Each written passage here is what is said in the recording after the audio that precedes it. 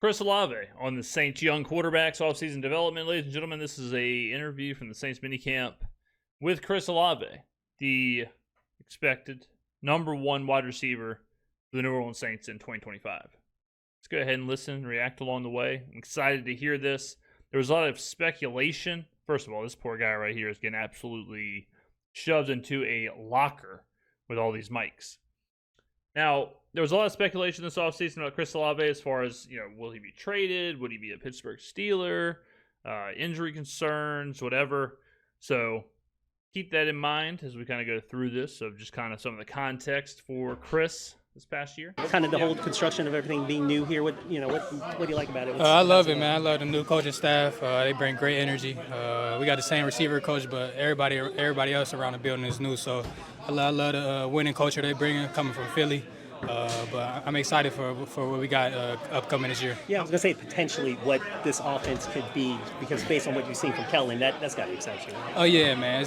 It's a lot of different concepts, but like I said, we got the players to do it. We just got to put it all together on the field come week one. But we're preparing and building that chemistry right now. How much do you think a receiver of your caliber, with your route running ability and pedigree in the league, how much do you think that can help these young QBs develop? They're great, man.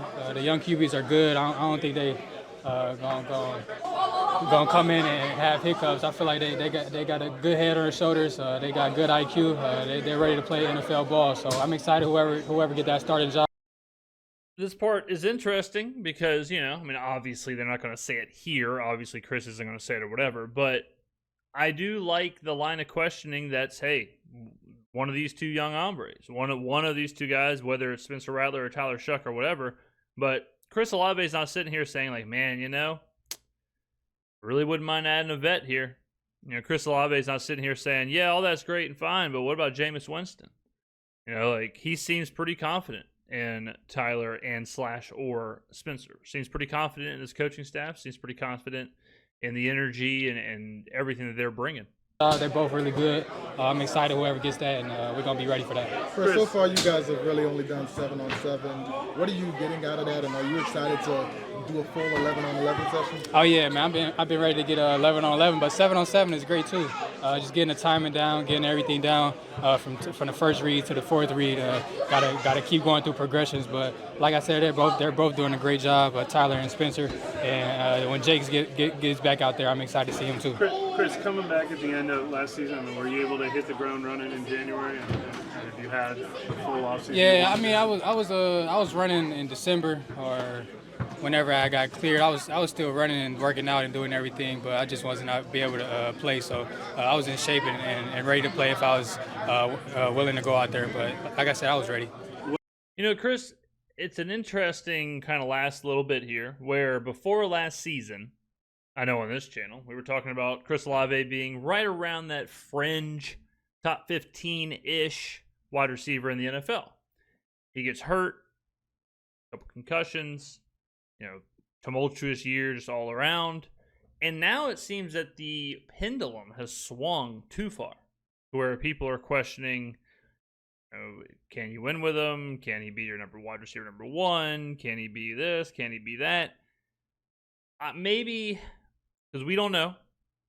Like I said, it was fringe-ish, top 15 conversation going into last year, injury concerns, whatever. So even if you're conservative and you drop him into that top 25, top 30 kind of range, for a young receiver, coming back after injury, chip on the shoulder, new system, an offensive head coach, coming off of a Super Bowl win, brand new quarterbacks, this does set up pretty well for Chris Olave to have a good bounce back season and to be the guy who we thought he could be going into last season, right? Barring injury and everything else. So Chris Olave is one of the most interesting storylines for the New Orleans Saints in 2025. Not only can he stay healthy, will he stay healthy, but what will he look like as the tried and true number one in a brand spanking new system with these new quarterbacks? So this is something during preseason and early on in the season I cannot wait to see. And I got high hopes, right? I got high hopes for Chris Olave. There's not a doubt in my mind. He's one of the best route runners and slickest route runners out there. It's just about getting him in the space where he can succeed. What have you focused on this offseason, you know, to just in your development? Just maintaining my weight. Just trying to play at 195, stay at 195. Just being in the weight room a lot and focus on my core.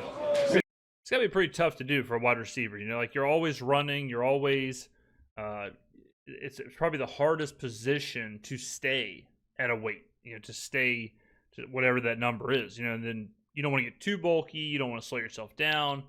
I'm sure if any of you have ever gone through a bulking cycle, but sometimes you hit a weight and it's like, oh man, you know, like I'm strong right now, but I'm getting a little winded going up these stairs. You know, these shirts are starting to fit a little different, right? I know personally for me, anytime I've crept up around that 195-ish mark, that's where it's like, okay, you know, it's weighing on you, right? So it's an interesting balance. Whereas like an offensive lineman, whatever, just get as high as you can possibly get. Defensive lineman, get as bulky, get as big, get as strong as you can possibly get.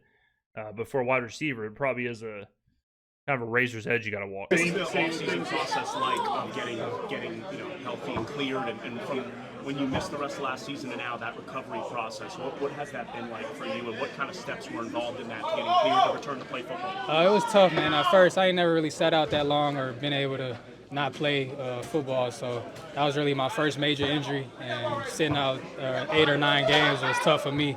Just not being able to go to practice or go to meetings with my guys was the worst part. But like I said, I feel like I'm ready. I was training and lifting and everything in December, so I feel like I'm good. What was it like meeting with specialists and was there a relief that said like you're gonna be okay? Oh yeah, they said I was okay. Like I said, back in December when they had cleared me. Isn't that crazy though? I mean, you know, again, it's one interview. It is what it is. Who knows what kind of conversations have been had? But December's a long time ago, right? 6 months ago for all of you math masters out there. But in that time, you know, there was all these conversations about, will Chris Olave retire?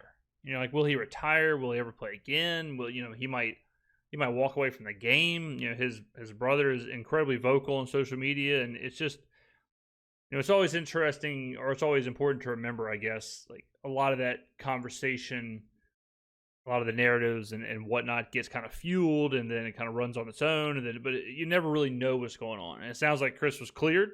He was good to go in December, was running, working out, doing his thing, wanted to get back out there. And meanwhile, everyone's having conversations about him retiring. So it's just, you know, that's got to be tough too as a player to go through an injury. You're doing your own thing, and then you're also seeing all this stuff about, like, you know, you may retire. It's like, what's going on here? It's just the unlucky situations I was being put in, and like I said, God got me at the end of the day. I'm not worried about nothing, so just got to go out there 100% and be ready.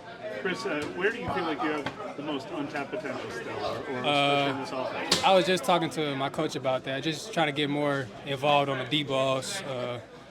Great answer. Yeah, I mean, as of right now, as of recording, as they say in the industry, Chris has basically been a like dig kind of guy, a 10 and in kind of guy. He's been living in that like intermediate to short, not even short, really, just that intermediate, back shoulder, whatever, 12-yard digs, 15-yard in routes, like stuff like that is where he kind of has operated. And yeah, if he could all of a sudden be a big time deep threat as well, certainly doesn't have to be, but that's a great answer from him. That's understanding your game, understanding what he does well, and what he would like to look to add. Like I said, I came into the league as a deep threat, but we got one of the best deep threats in the league in Shees. So I'm just trying to get more involved, get some more deep ball targets, and try to play with that. Yeah. I mean, he did kind of in weird time, as far as when he came in and what was around him with the Michael Thomas thing, and he was kind of playing off of Michael Thomas, and we know Michael Thomas's game, and then Olave's game kind of shifted a little bit because of Rashid Shaheed obviously being the deep threat. And like I said, then he started living in that intermediate range. And then, of course, some injuries and whatnot. So, yeah, I mean, it really has been a very trying couple of years for Chris. I mean, even when Michael Thomas was the one, all of a sudden then, boom, Thomas goes down. Now Chris Olave's got to figure out how to be the one, which is completely different for a wide receiver. You're facing different coverages. You're facing different defensive backs. You're being asked to do different things. Hard to do. Last year at this time, you were really focused on yards after the catch. Were you pleased with the progress you made in that area last year? A little bit. It's still room for improvement, just like the rest of my game. But there's a lot of opportunities in this offense for yards after catch. So I'm excited to be able to tap into that. You've worked with Spencer, obviously, working with Tyler. So far in this offseason, how has that progression with both of them come? He really good, man. He really technical with his game. He brings the midi room to the field so good. His deep ball is great. He's tall. He can see over everybody. He can see all the progressions. He's going to be a really good player. I can't wait to see him in 11 on 11, and I got to see a lot more. When seeing those specialists and whatnot, did you ever have any concern that you might not be cleared to return? And was there ever any doubt that you would be back on the football field? It was really no concern. I was just trying to make sure I'm good long term. Never really dealt with concussions like this, especially having so many over the years. Just trying to make sure I got the right insight and try to make sure I'm good long term. I never had a concern though. There you go. I mean, honestly, that's the absolute best way to do it. Is never really have a concern with it, but why take a chance? Get as many specialists or get as many opinions or whatever to make sure you are good long term. We know way too much nowadays. I mean, it's 2025, right? So get a couple concussions. It's time to take a look. Time to take a look under the hood, see what's going on, see what it looks like long term. Like you said, hey, not really, I'm not about to retire here, but I would like to know while we're in this situation. Like, I would like to kind of see what this looks like. So, yeah, I would say for anybody, even like not even concussions, but just even like as you get older, if you start to have high blood pressure or something, you start to have some blockage or whatever, like get as much of an opinion as you can get. There's no reason to take a chance with something like that. So sounds like he went through all the right channels. One of the DBs said 7-on-7 isn't real football, and they're excited to match up against you guys when you play real football. Are you excited to see them too? Of course they're going to say that, man. Here we go. I'm excited for any matchup, man. I can't wait to whoever line up in front of me. It's all great competition, everybody in the NFL, so the talent gap's so close, but it all comes down to skill and try to work on that in practice. Chris, what do you make of anytime your name came up this offseason, other fans? Trade rumors. Man, it's all rumors, man. You see in the NBA, some of the top players being trade rumors, everybody being trade rumors in the offseason, everybody trying to have something for clicks. So I love it here, man. I love the front office. I love my coaches. I'm excited to be here, and I want to be here forever. So this is where I want to be. In some ways, There you go. this is a compliment, though. You can say that. I ain't really take it as a compliment, though. So this is where I want. Well, I mean, hey, what a guy. And I'm not, maybe it's just the hopium and the copium, but it sounds like he's in a great space as far as it sounds like he really does love his teammates, coaches, where he's at, the front office, the team. He said he wants to be here forever. It doesn't sound like, that certainly does not sound like a guy who is disenchanted with the team, the franchise, the fan base, the front office, the this, the that. Sounds like he's all in. And he sounds, we've covered probably every interview Chris Olave has done in the last couple of years, but he sounds as confident and as comfortable as I've seen him in a Saints uniform, which comes with time. Chris he has been a soft-spoken guy, a soft-spoken leader on the team, got thrust into the number one wide receiver role at a young age. That's a difficult thing to do. Hard to figure out where you stand in the locker room and, whatever. So what I'm looking at right now sounds like a guy who is incredibly comfortable in his role and what he's doing with this team. And I'm sure as a fan, fantastic to hear that he wants to be here forever. And he's dropping anchor and he's ready to roll and he believes in this team, believes in these coaches. You don't say you want to be here forever unless you believe in what the organization is doing. And that's from the top all the way to the bottom. From the front office to Kellen Moore, to his teammates, to his quarterbacks. So another positive interview, great interview from a guy who has been much more reserved in his career. So love it. I love what I'm hearing. I wish him the best. I would love to see a true Chris Olave season. What can he do? Last year, I bet on Chris Olave to have, I can't remember what the number was now. It was like maybe a little bit over 1,000 yards receiving. And who knows, injuries, it is what it is. But, I believe in him. with Rattler, just a little sidebar. Rattler, if Rattler was the quarterback, you take Chris Olave's reception props every game. Draft him in fantasy, whatever. We'll have to pay attention to how Shuck utilizes his receivers, who Shuck goes to, where the volume is or whatever. But I know Rattler is big on Chris Olave. So something to pay attention to just for props and things like that. All right. Get on down in the comments below. Thank you for watching, and I will see you in the next video.